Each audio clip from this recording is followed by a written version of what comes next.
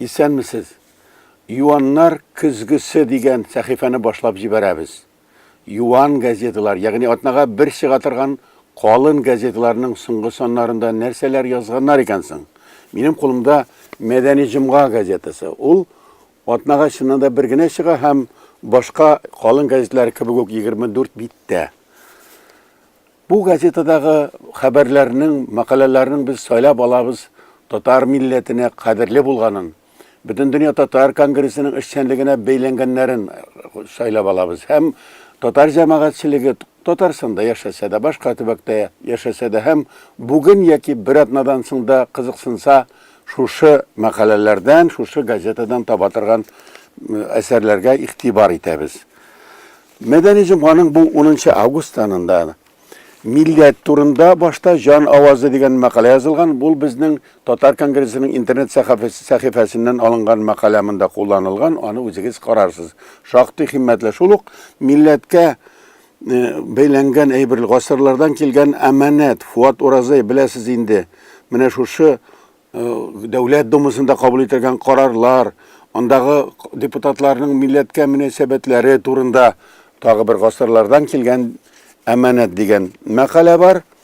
Һәм яшьләр форумы. Күптән түгел бөтен дөнья татар яшьләренең форумының 8нче җыены Казанда үтеп китте. Менә шул форум турында безнең интернет сәхифәсендә бик күп видеолар куелды, мәкаләләр булды. Мәдәни җомга, мәдәниятчеләрнең махсус газетасы нәрсә күргән, нәрсә әйткән. Бу миңа мәсәлән шулай ук кызык. Нәзирә Рәхмәтуллинаның шул турындагы мәкаләсен күрербез. Әлбәттә, милли эшләрдә тәнкыйть кирәк. Һәм алар уятып та җибәрә. Бу Татарстан яки татарлар начар дигән сүз түгел, ләкин тәнкыйть кирәк шәйдер дигән бит Габдулла Тукай. Радиодан кабатлап язылган бер мәкалә татарлар мөмкинлекләрне файдаланмый дип атала. Ул Нияз Җамалетдиновның мәкаләсе. Чыннан да бу проблемаларга игътибар итәргә лаеклы, көнүзәк мәсьәлә дип әйтелә. Ягъни бу газетта кискен проблемаларга игътибар итәләр. Шулай ук рәссамнар турында кызыклы язма бар. Казан милли мәдәни үзәгендә 5 рәссамның әсәрләре куелды. Алар тарих турындагы әсәрләрне язучылар Рауил Заһидуллин һәм башка шундый атаклы художникларны сез беләсез. Шулар турында зур бер битлек мәкалә бар. Анда әлбәттә шулай ук чиметеп киткән урыннары бар. Бу газетада шулай ук Төркия шагыйре Орхан Валинең әсәре бар. Шуннан соң бу Мәдәни җомга газетасының бу санын караганда Татар конгрессының, татар милли җәмгыятьләренең эшчәнлеге турында күп әйбер табабыз. Аның бер көзгесе булып тора. Курган татарлары үткәндә һәм бүген бу 2 бит куш биттә чыгарылган Ирактагы милләттәшләр рубрикасында язылган рәсемнәр белән шулай итеп Курган, Урал янындагы татар мәхәлләсе, татар тормышы ничек итеп яшәп ята, шул турыда бик зур шундый бай мәкалә бар. Вахит Имамовның проза әсәре тарихи, таныш тыкырык. Монда бу газетны аңлатканда бер нинди комментарий да кирәкми, чөнки баш сүзләр үзләре әйтеп тора. Әлмәт гимназиясе, татар тормышы бит бу. Август киңәшмәсе алдыннан Мәдәни җомга газетасы шушы турыда мәгърифәт турында, мәгъриф системасының казанышлары турында, яхшы тәҗрибә турында әйтә. Әлмәт гимназиясе. Чиләбегә дә барып кайтып була бу газетта. Чыннан да Аллага шөкер милли тормышның көзгесе икән без. Чиләбедә татар театры яңарышы ди.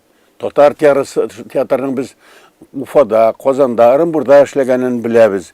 Менә Чиләбедә ничек булган? Монда фоторәсемнәр, афишалар белән, милли бизәкләр белән шулай итеп зур шулай ук куш бит Миләүшә Галиуллинаның язмасы бастырылган. Гадәти булмаган хаҗ. Монда чыннан да бераз гына шаккатыра торган язмалар инде, чөнки Кадим Җәмит ул скульптор, бик яхшы скульптор. Соңгы елларда ул романнарда яза башлады. Һәм ул хаҗга барган, үзенең хаҗга баруы турында гадәти булмаган хаҗ дигән язма бастыра башлаган, аның дәвамы булачак икән. Анда Кәгъбә ташы куелганда һәм Кадим Җәмитнең фоторәсеме куелган. Тарих. Икенче дөнья сугышында булган фаҗигале хәлләр турында Хәмзә Бәдердинов Абзал Муфаззаровның язмышы, аның шул вакытта һәлак булган кешеләрнең изләре турында зур язма 12444 тоткын дип атала ул. Һәм тагы да шул кызык инде.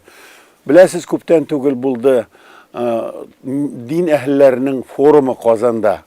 Менә шул форум турында Казан университетының доценты Илһам Фаттахов язган «Милли тормыш һәм дин», ягъни галим кешенең дә бу темага битараф булмаганлыгы куандыра һәм газетада бу турыда бирәләр.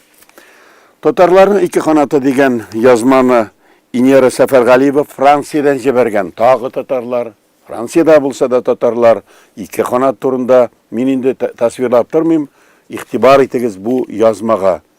Клара Филиппова исемле ханымны беләбез, ул активист, инде 80 яшын тутырып, төрле проектлар белән чыга, һәм аның турында зур галим Фуат Галимуллин язган. Аның исеме бөтенләй Кларада булмаган икән әле, аның Мәлләфә исеме булган. Һәм аның эшчәнлеге кызыксыну, мондай активистка милләтпәрвәр кеше чыннан да лаеклы бу газетта язарга да, һәм безнең видеода сөйләнергә дә.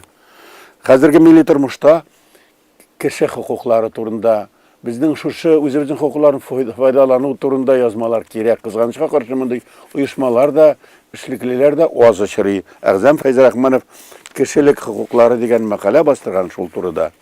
Һәм бу менә карагыз инде мәдәни җомга әле программада кергән. Шуның өстенә инде ахырда җитешмәгән җирләр урысуның иләс исерекләре. Әгәр дә барыбер ничектә булса, дигит тамчысы кирәк булса, безнең тормыш турында әлбәттә кызганычка каршы кара эшләр бар. Наил Вахитовның урысыдагы менә шундый негатив күренешләр турында язмасы бар. Һәм бу газет тәмамлана тагы безнең эшчәнлек белән.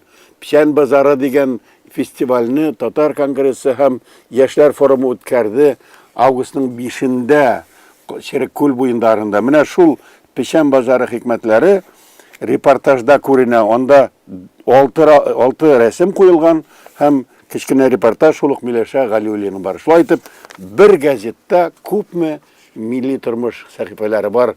Кемдә кем, без интернеттан гына беләбез милли тормышны дип әйтсә, ул шулай дип уйласын, ләкин интернетка чыгарга шушы газетның үзенең сәхифәсендә дә һәм безнең юаннар көзгесе дигән сәхифәдә дә лайыклы әйберләр күп икән. Хәзергә сау булыгыз.